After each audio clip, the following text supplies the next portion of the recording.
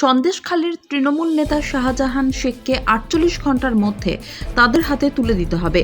রাজ্যের সঙ্গে এই মর্মেই নাকি কথোপকথন হয়েছে ইডির, এমনটাই দাবি করলেন তৃণমূলের মুখপাত্র কুণাল ঘোষ।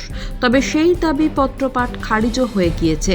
ইডি সূত্রে খবর, রাজ্য প্রশাসনের সঙ্গে এমন কোনো কথোপকথনের কথা স্বীকার করা হয়নি, বরং কেন্দ্রীয় সংস্থার বক্তব্য তারা শাহজাহানের বিষয়ে এমন কোনো দাবি করেননি। কুণাল জানান, তিনি শুনেছেন শাহজাহানকে ৪৮ ঘণ্টার মধ্যে ইডির হাতে তুলে দিতে হবে বলে রাজ্যকে জানিয়েছে কেন্দ্রীয় সংস্থা।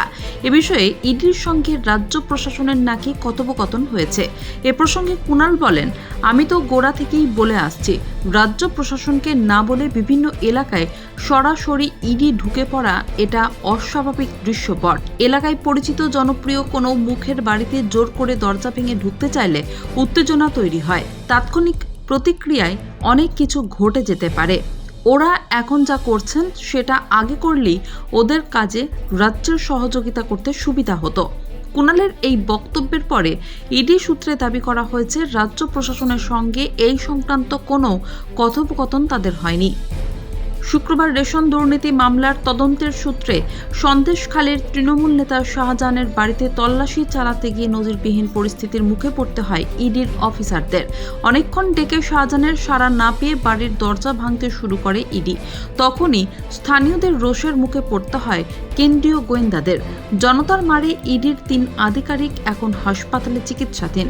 একজনের মাথায় ৬টি সেলাই পড়েছে। ইডি ইতিমধ্যেই জানিয়েছে তারা চুপ করে বসে থাকবে না, পদক্ষেপের প্রস্তুতি শুরু করেছে সিজিও কমপ্লেক্সে।